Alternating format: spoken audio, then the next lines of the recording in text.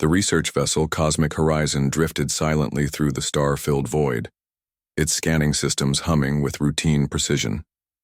Hana Kim, a young alien researcher with bright eyes and an even brighter curiosity, leaned over her holographic display, her fingers tracing complex data patterns. Suddenly, an unexpected signal flickered across her screen, not the typical electromagnetic noise of celestial debris or standard communication protocols, but something distinctly different. "Dr. Lee," she called to her supervisor, her voice a mix of excitement and uncertainty. "I'm detecting an anomalous signal." The older researcher approached, his experienced eyes scanning the readouts. His usual calm demeanor shifted slightly. Something was unusual. A massive spacecraft emerged from what seemed like nowhere. It wasn't sleek or intimidatingly advanced like most galactic vessels. Instead, it looked almost pragmatic, functional, simple yet purposeful. Human vessels, they would later learn, were never about looking impressive. They were about being effective. The communication channel opened with surprising simplicity. No complex encryption, no elaborate greeting protocols, just a direct, clear transmission. "This is Captain J. Park of the Earth Research Vessel Horizon. We detected your scanning frequencies and thought we'd say hello." Hana's translation matrix worked overtime. The language was straightforward, almost refreshingly uncomplicated. No hidden meanings, no intricate diplomatic dance, just pure, direct communication. What followed was perhaps the most unexpected first contact in galactic history. The humans didn't launch into technological boasting. They didn't showcase advanced weaponry or complicated scientific achievements. Instead, they simply talked, asked questions, showed genuine curiosity about the alien research team. Captain Park explained they were on a routine exploration mission, mapping unknown star systems and collecting scientific data. His tone was conversational, as if discussing a weekend hiking trip rather than an interstellar expedition. Hana watched, fascinated, as her supervisor engaged in conversation. The humans answered technical questions with a blend of precision and simplicity that was utterly foreign to her academic training. "How did you locate our vessel?" Dr. Lee asked, expecting a complex explanation of advanced tracking technology. "We noticed unusual electromagnetic variations and thought it might be interesting," Park responded, as casually as one might discuss noticing an interesting cloud formation. Their spacecraft's design was equally surprising. No excessive ornamentation, no complex energy signatures that typically indicated advanced civilizations. Just clean lines, practical design, and an underlying sense of efficiency that spoke volumes. During their initial interactions, the humans demonstrated something truly remarkable: an ability to communicate, adapt, and understand without the typical bureaucratic barriers most advanced species constructed. They shared scientific data freely. They asked thoughtful questions. They listened, truly listened, with a level of engagement that seemed almost human. Hana found herself taking notes furiously. Her initial research proposal about interspecies communication protocols was rapidly transforming into something far more intriguing. The human vessel's technology was neither flashy nor overtly complex, but it worked perfectly, efficiently. Each system seemed designed with a clarity of purpose that was breathtaking in its simplicity. As hours passed, the alien research team realized they were experiencing something unprecedented. This wasn't just a first contact scenario. This was the beginning of understanding an entirely different approach to existence. Captain Park invited a small delegation to tour their vessel, not as a show of technological superiority, but as a genuine gesture of scientific collaboration. What Hana would later describe in her groundbreaking research paper was not just an encounter with a new species, but a fundamental reimagining of what technological and social intelligence could represent. The humans weren't trying to impress. They were simply being. And in that simplicity lay a complexity that would challenge everything the galactic academic community thought they knew about intelligent life. As the initial communication concluded, Hana Kim knew one thing with absolute certainty. Everything was about to change. Her first report would be simple, direct, and would send shockwaves through academic circles across multiple star systems. Humans discovered. Prepare for something completely unexpected. The Galactic conference hall buzzed with nervous energy. Representatives from 17 different advanced civilizations sat in tense silence, staring at a seemingly unsolvable computational problem that had challenged researchers for over 2 centuries. J. Park and his small human team occupied a modest corner of the massive chamber. While other delegations brought elaborate holographic equipment and complex computational devices, the humans carried what looked like simple tablets and a few basic communication tools. Dr. Yoon Lee, Hana, Kim's supervisor, watched with professional skepticism. Humans had impressed during their first encounter, but solving the quantum entanglement stability algorithm was different. This wasn't just a challenge. It was the most complex mathematical problem in recent galactic history. The problem involved stabilizing quantum communication across multiple dimensional planes, something that had caused countless failed attempts and massive research investments from the most advanced civilizations. When the conference moderator invited solutions, most delegates expected another round of inconclusive debates. The Rigelian Mathematical Council had already spent 75 years attempting to crack this problem. The Andromedan computational networks had dedicated entire planetary resources to its solution. J. Park simply raised his hand. "We have a potential solution," he said, his voice calm and matter-of-fact. The room fell silent. Some delegates chuckled. Others looked annoyed at what they perceived as human arrogance. What happened next would become legendary in scientific circles. Using a combination of quantum mechanics, adaptive algorithm design, and what could only be described as creative problem-solving, the human team presented their solution. No complicated presentations, no technical jargon, just a clear, straightforward approach that seemed almost too simple to be true. Hana Kim, watching the proceedings remotely, recorded every moment. Her research was transforming from academic curiosity to something far more significant. The human solution didn't just address the quantum communication problem. It reimagined the entire approach to computational thinking. They didn't fight the complexity, they found a way to work with it, understanding the problem's fundamental nature rather than trying to overpower it. Within 47 minutes, they had done what entire civilizations had failed to do for centuries. The room was stunned. Computational devices ran verification algorithms. Mathematical models were checked and rechecked. But the solution was elegant, functional, and completely revolutionary. Dr. Yoon Lee's professional skepticism crumbled. These humans weren't just lucky. They possessed a fundamentally different approach to problem-solving that defied conventional understanding. J. Park and his team didn't celebrate. They didn't boast. They simply answered questions, explained their methodology, and remained humble throughout the entire process. What truly shocked the delegates was how simple their solution appeared. No complex mathematical formulas covered entire screens. No intricate computational models required massive processing power. Just a clear understanding of the problem's core principles. The Rigelian Mathematical Council's lead researcher approached J. Park, his traditional diplomatic barriers momentarily forgotten. "How?" he asked, a mixture of frustration and genuine curiosity in his voice. Park simply smiled. "We looked at the problem differently," he explained. "Sometimes the solution isn't about having more power, but understanding the problem's true nature." Hana Kim's research notes that day were filled with excitement. She wasn't just documenting an encounter anymore. She was witnessing a fundamental shift in scientific understanding. The humans had done more than solve a problem. They had demonstrated a completely new approach to scientific thinking, one that emphasized adaptability, creativity, and fundamental understanding over complex technological displays. As the conference concluded, delegates from various civilizations requested meetings with the human team. They wanted to understand this new approach, this different way of thinking that seemed to break all established scientific paradigms.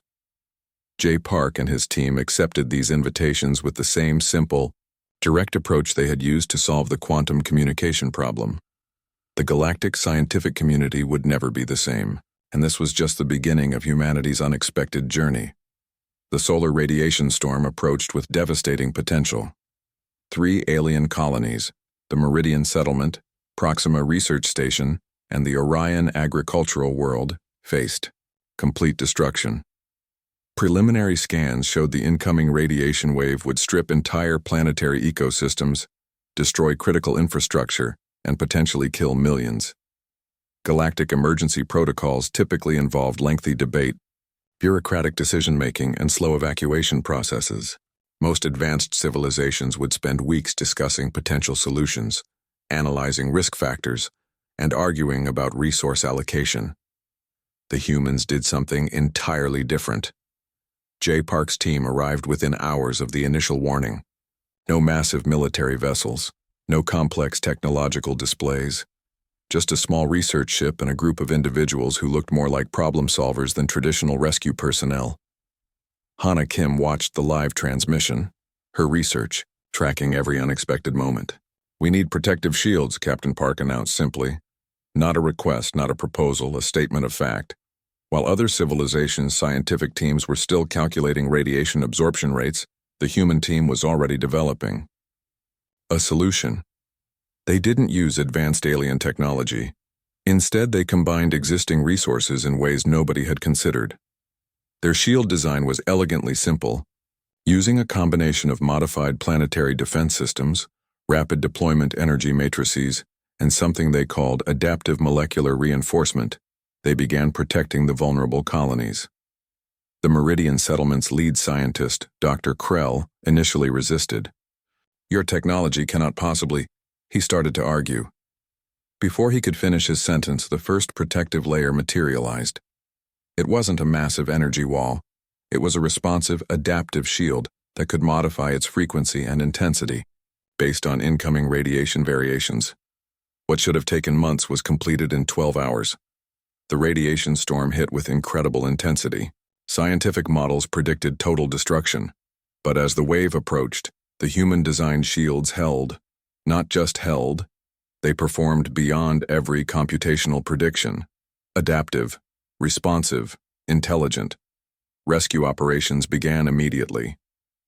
While other civilizations would still be discussing evacuation protocols, humans were already implementing rescue strategies. They didn't see colonists as statistical problems to be solved. They saw individual lives that needed protection. J. Park's team worked alongside local rescue personnel, their approach both systematic and deeply compassionate. They didn't just protect physical infrastructure, they helped maintain psychological stability among affected populations. Medical teams stabilized injured individuals. Engineering groups repaired critical systems. Communication specialists kept different colony sections connected and informed. Hana Kim's research documented something profound. Human resilience wasn't just about technological capability. It was about adaptability, creativity, and an almost instinctive problem-solving approach. The radiation storm, which should have destroyed 3 entire colonies, became nothing more than a challenging event to be managed.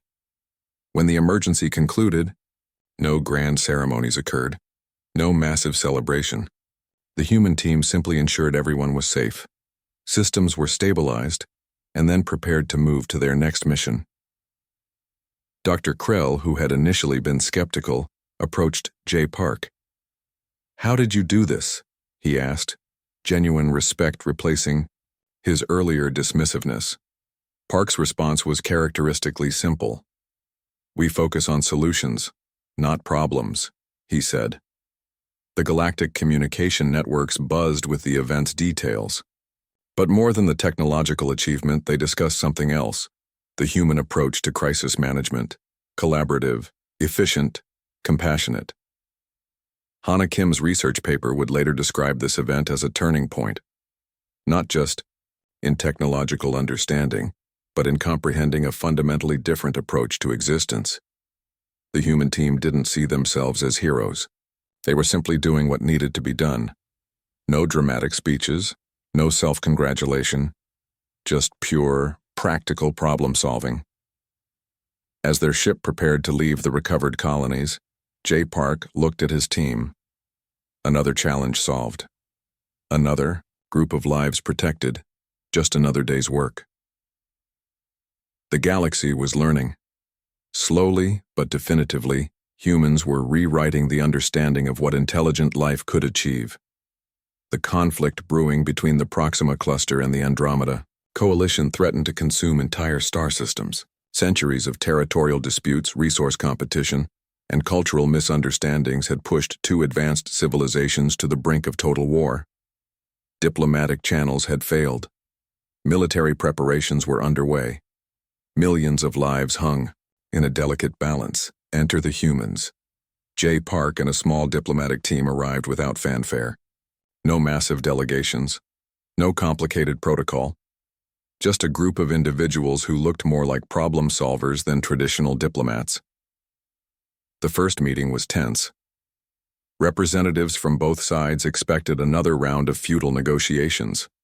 The Proxima delegates sat on one side, rigid and angry.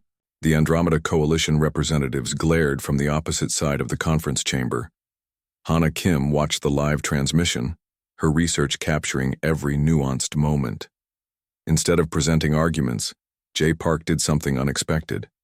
He began by listening, not just hearing words, but truly understanding the underlying emotions, historical contexts, and unspoken tensions. "Tell me about your concerns," he said to both sides. Simple, direct. What followed was unlike any diplomatic encounter in galactic history. Park didn't argue. He didn't defend. He asked questions, listened, reflected, helped each side see the conflict through the other's perspective. The Proxima representatives spoke about centuries of resource scarcity. The Andromeda Coalition discussed their cultural fears of territorial loss. Slowly, the heated rhetoric gave way to genuine communication. Park's team didn't use complex technological interventions. They used something far more powerful: human, empathy, and strategic communication. They identified the core issues. Resource distribution wasn't just about minerals or energy. It was about survival.